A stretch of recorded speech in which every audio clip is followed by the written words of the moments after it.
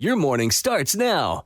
It's the Q102 Jeff and Jen podcast brought to you by CVG Airport. Fly healthy through CVG. For more information, go to CVG Airport /fly healthy. The Magic Man, David Taylor, needs to find some late to win gold against his nice Taylor into the takedown for two. The American takes the lead with less than 15 seconds left.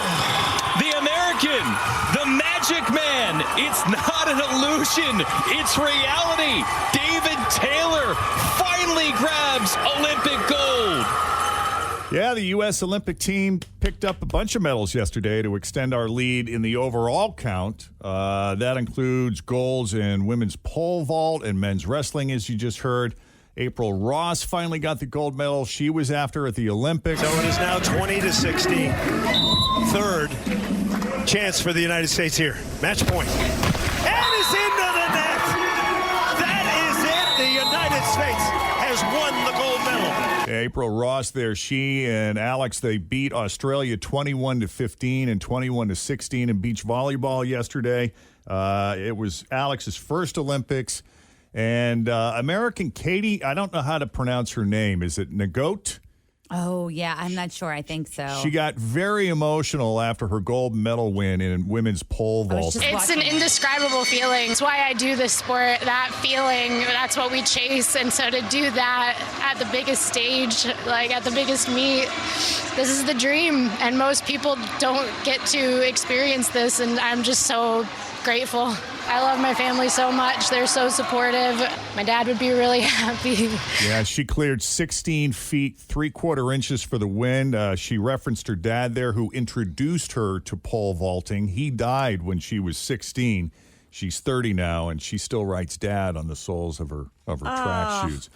She's from Olmsted Falls, Ohio. Yeah. How cool is that? And then, holy mackerel, Chinese 14-year-old Quan Hong Chan produced arguably the greatest diving display in Olympic history in the women's platform final, scoring 10s on every dive, including 2 perfect 10s, which has never happened in a final. This is her first major international competition. It's the Olympic Games. And look at this. It is a perfect dive. 7 10s. And the spirit and character of this 14-year-old. To do what she's doing. An extraordinary 7 10s again for Tuan for the second time in the finals. This has never happened. A perfect dive. Never happened. A 14-year-old has had 2 perfect dives out of 4. One more, needing just 6s on this dive to become an Olympic champion. Oh, my. She just blew the Olympic record away. Crazy good. Again. 6 10s. Remember this. You may never see anything like it again. Yeah, she had that third dive that got 10s from 6 judges, and since the highest and lowest scores are thrown out, it was effectively a third perfect 10. Isn't that wild? Yeah, so it's looking like, and we also snagged a bunch of silver and bronze medals, including a third-place finish for the women's soccer team. But it's looking like we should win the overall medal count now. But the big story this weekend will be if the U.S. can close the gap on China and win the most golds, too. I was reading an article that they were talking about how countries monitor the medal count, and like we're the only one that counts them by total compared to the other countries that list them with the number of gold. Yeah. Oh, so it doesn't matter if you get a bronze. It's like it matters. Gold's the only one that really matters. Kinda, yeah. Well, I was reading something about teenagers, though, Jeff. You were talking about that girl's only 14. They were talking about like this is like the Olympics for teenagers.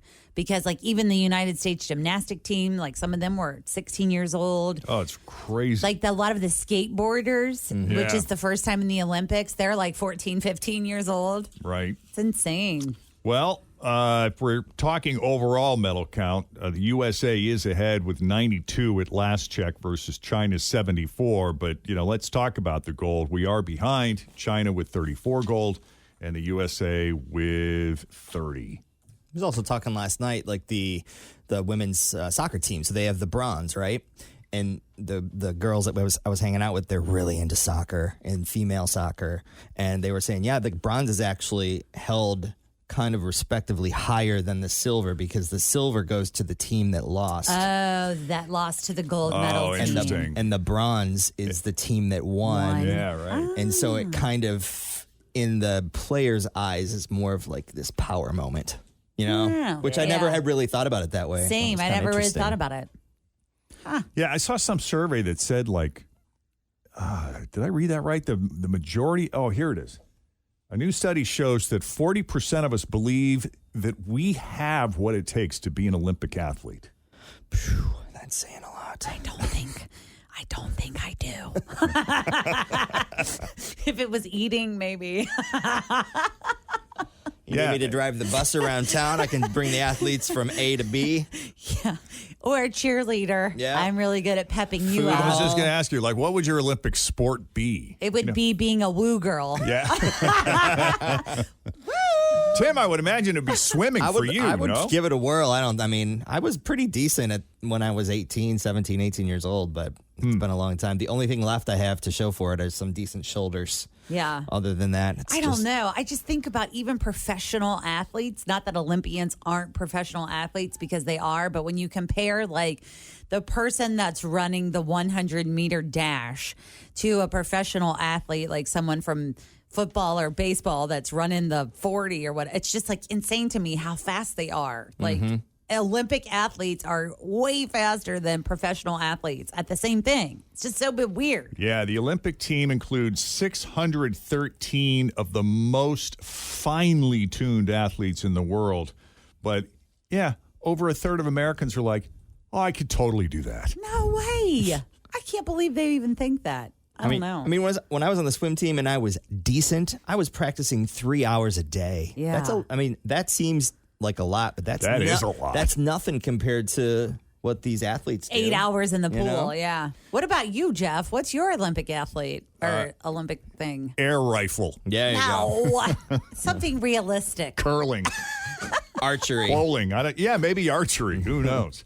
Well, I mean, a lot of us think we could compete in the more physical events. That's what's so funny.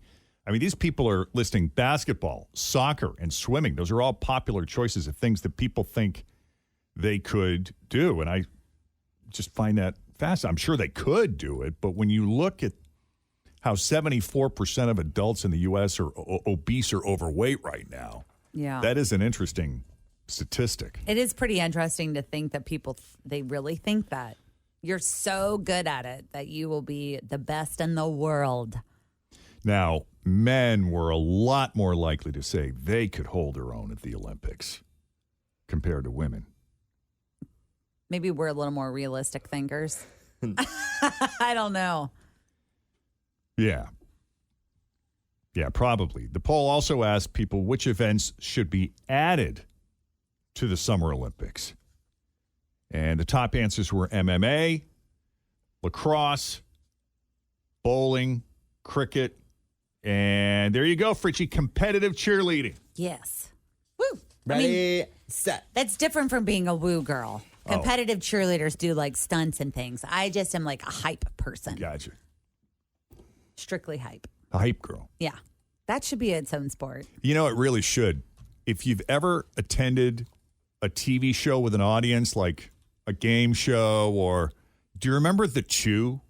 Yeah. When that was on the air on ABC in the afternoon? Yeah. That was like a show that was like a talk show, but it involved like lifestyle stuff, like cooking. Yeah, it was a lot of food. Like, I think everybody on there had some kind of food background. Chef kind of background, yeah. Yeah. Okay, yeah, I do remember that. And they had a hype guy. That's me. And they really encourage, or even on when David Letterman, when he was still doing his late night show, we went to a taping of that. And there's always one person who's assigned the job of making sure that the audience is doing their job with audience involvement, the oohing, the eyeing, the cheering, the clapping.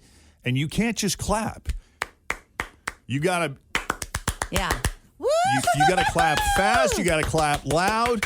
And look excited. They make you rehearse it before the show starts.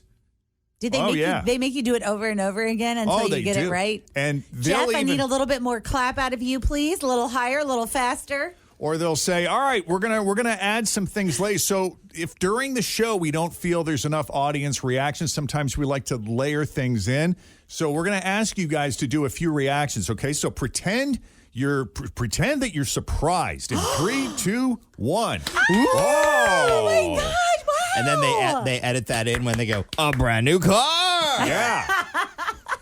Insert that fake Right. reaction. Sometimes they'll layer it in, they'll double it. Did they ever do like pretend like something sad happened? Oh. Yeah.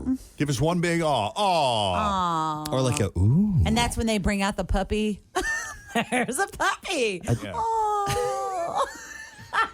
Because it is true, like any given show, sometimes the audiences in the very studio can nod off. And so they want it. It happens.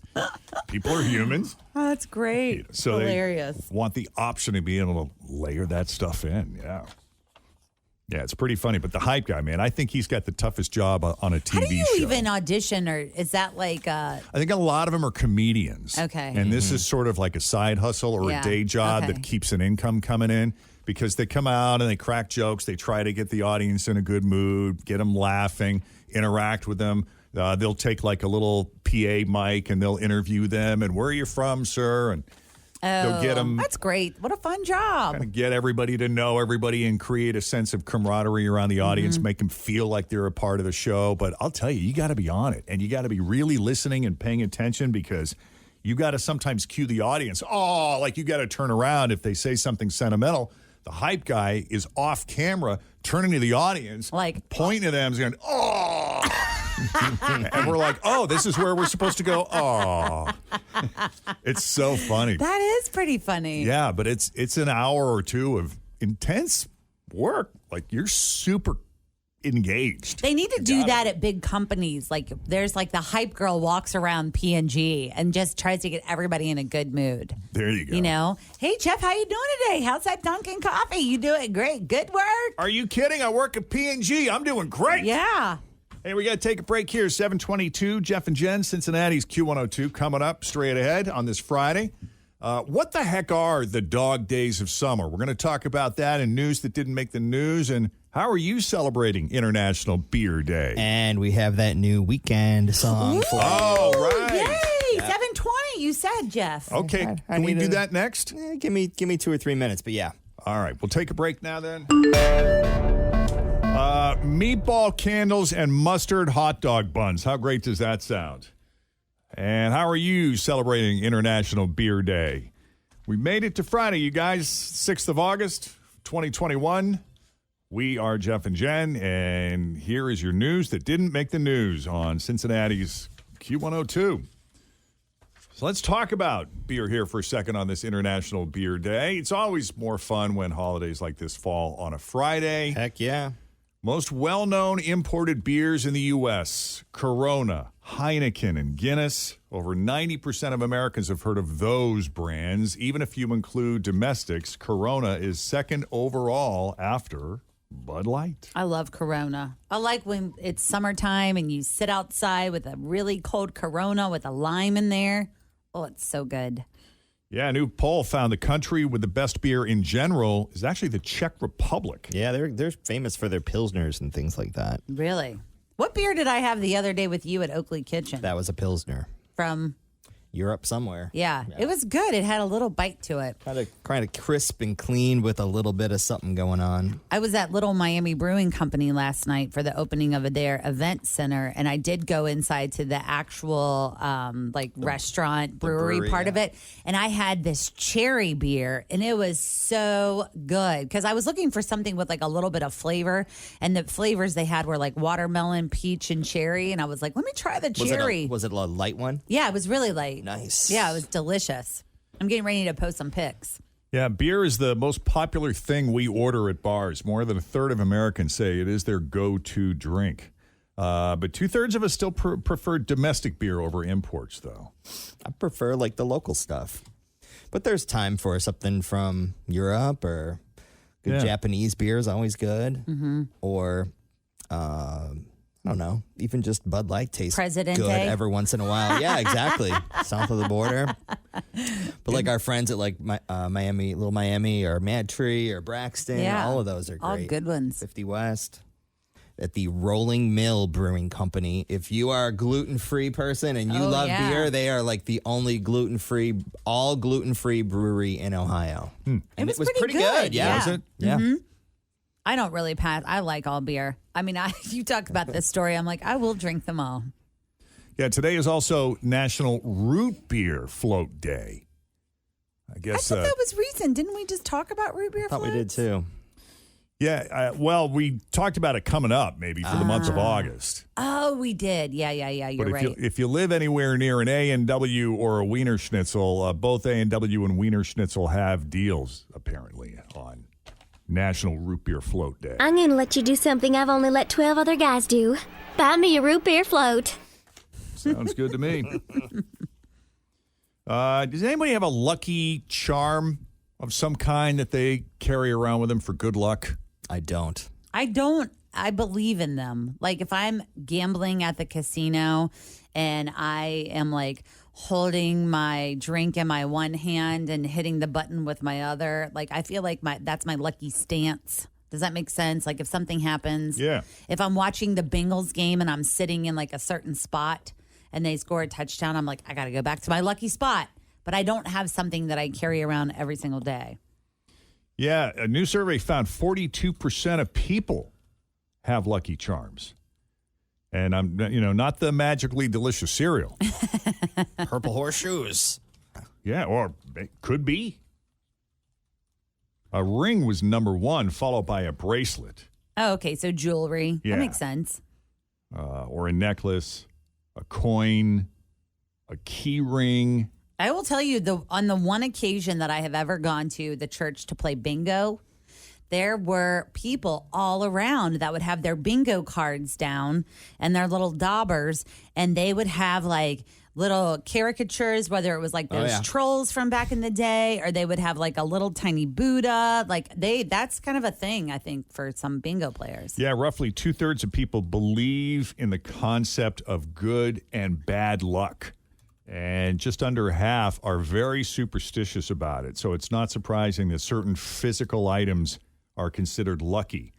Some other items could be a picture of a loved one, a T-shirt, a watch, a glass, a cup or mug, a lucky pair of socks. We've heard that. Those are all common, but there are a few offbeat ones in the top 30, like a cat, a tattoo, a hip flask, a hand-me-down handkerchief. Oh, that makes sense. Like if you're getting married. Yeah.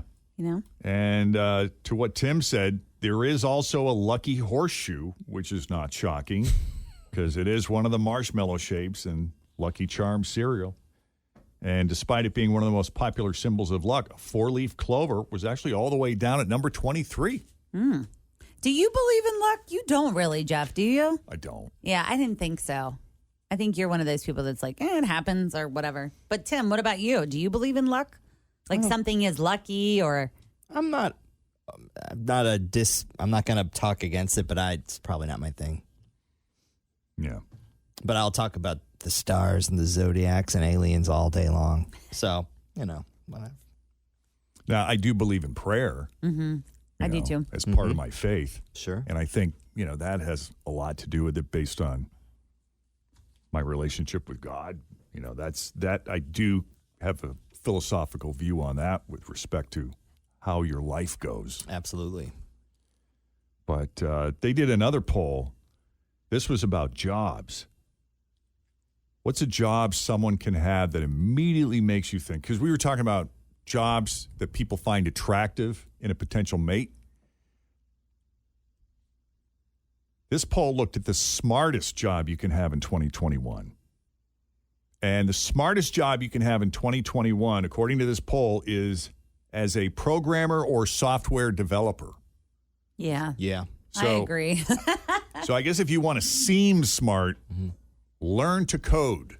Well, we don't do a lot with coding, but I do some things with coding on this job. Yeah. And I don't understand it at all. So people that can actually write code definitely are super smart.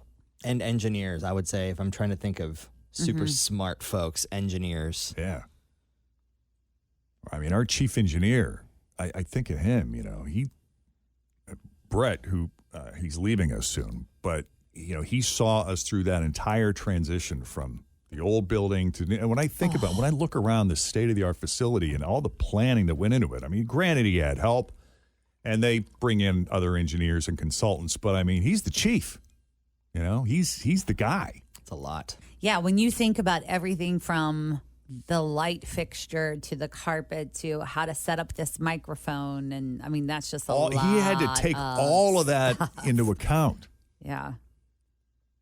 That's no small thing. Plus, I live with an engineer, and their brains are just different they're just different. The way they work, the way they problem solve. Thank God. Just insanely amazing. Yeah. Yep. It's God seriously, knows my brain doesn't work the that way they wrap a Christmas present is like nothing you've ever seen in your life. Yeah.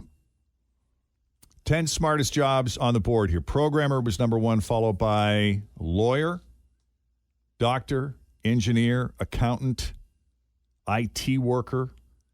Did you reboot it? Scientist, financial manager. Some of these things too, I would say not only are they obviously smart to do these things, but you have to have patience. Like, I'm probably smart enough to be a doctor, but I don't have 12 years to give in my patience department to go through all of that schooling. Yeah, no, me I'm not neither. going to make it. No. Not interested enough. Yeah. You know what I mean? Right. So just a lot of school. Or all the law school and all the studying and the testing and learning about torts for 6 months. Like, I'd be tapping out. Yeah. Yeah, project manager. That is something I could see you doing, though, Tim, project management. I feel like you do that a lot with your flips. Mm-hmm. Who was the white-haired guy that ran the building construction? His name's Mark. And he was more or less the project dude. Yeah, that was a lot to keep track of. Mm-hmm. I saw his makeshift desk downstairs, when we were still kind of under construction. And Yep. We were here. I was here on a Saturday to help Mark McFadden with something, and Mark was here fixing a door lock. Oh, yeah. He was looking at every single detail in the construction of this place. And I don't know the female's name, too, that was always on our Zoom calls that was in charge of the move. Oh, she yeah. also was a project manager who I was like, I don't know if I could have ever done that job. Oh, yeah. The thinking that went into like the cabinetry and how the coffee machines are going to work and the furniture and the shelving and just all moving, the things that we take for granted. Just moving. Like, this is where your box is going to be. It's going to have a sticker on it. Put all your things in the box. The box will, it's just like, what? No. And still having to think in her mind, because part of her job, too, was having to consider the budget, making sure we stayed within the lines. Mm-hmm. Yeah. It's a lot of moving parts. The jobs that are least likely to make you seem smart. Radio DJ on that. That was my first thought. Fast food worker. I don't know. There's a lot of multitasking involved in that job, I would think. Mm-hmm. You got to be quick and you got to be patient. And you have to be like with the money. That's how I learned how to count back change. I mean, I know things are different now sometimes because you don't always have to count back change. It's all computerized now, but yeah, they had janitor on there, dishwasher. That's what I liked about being a dishwasher. Is I didn't have to think. No, I loved it. I could just be alone in my own thoughts. Cashier and maid. Politicians also made the list at number 17. So there you go. If you want to be smart, learn to code. Or if you want to seem smart. And does this sound good or disgusting or unnecessary? Tomorrow is National Mustard Day, so the makers of French's Mustard just unveiled mustard-flavored hot dog buns. They actually baked real mustard into the bread. How does that sound? Sure, why not? I mean, I would try it. There's lots of different kinds of bread. I mean, there's like breads with seeds in it and breads with nuts in it and breads with all sorts of stuff in it. So why not mustard? Why not add mustard? Yeah. My thing about mustard is I'll take any kind of mustard. I like the brown mustard, spicy mustard. I like yellow mustard. It just depends on what I'm putting it on, I guess. Do you like honey mustard? Love it. Same. That's something that I never hated, but I've really grown to love that. I like it in all forms, too. Like, I like when it's like ground mustard and it's got some of those like little seedy guys in it. Yeah. That's good stuff. Some people are adamant, though. They only like one certain type of mustard. It'll be hard to get your hands on the mustard-flavored hot dog buns, unless they're a huge hit. But they posted a recipe online if you want to try making it yourself. What about the dill mustard? That's good, too.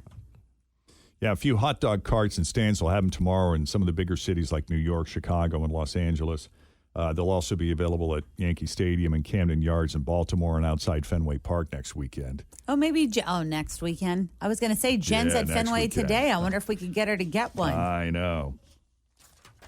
I thought about that. And she is within walking distance of Fenway Park. Yeah. And speaking of food, let's talk about IKEA and their meatball-scented candles. Have you heard about this? This is a good way to trick your family into thinking you cooked something delicious. IKEA is celebrating the 10th anniversary of its loyalty program by giving away thousands of scented candles that, I kid you not, smell like meatballs. They're supposed to smell exactly like the Swedish meatballs from their food court that everyone loves. And they're giving away almost 3,000 of those candles. Just under 2,000 people will win the candles. Another 1,000 will win gift boxes that have the candle and a bunch of other stuff. They're called Store in a Box. So everything inside is supposed to give you the sort of the sensory experience of being at IKEA. They do smell amazing. You know, when you go to a good potluck, you can smell the meatballs. Yep. But they haven't revealed anything else that's in it. You got to, I guess, sign up for their free IKEA family loyalty program to enter. The contest runs through August 22nd.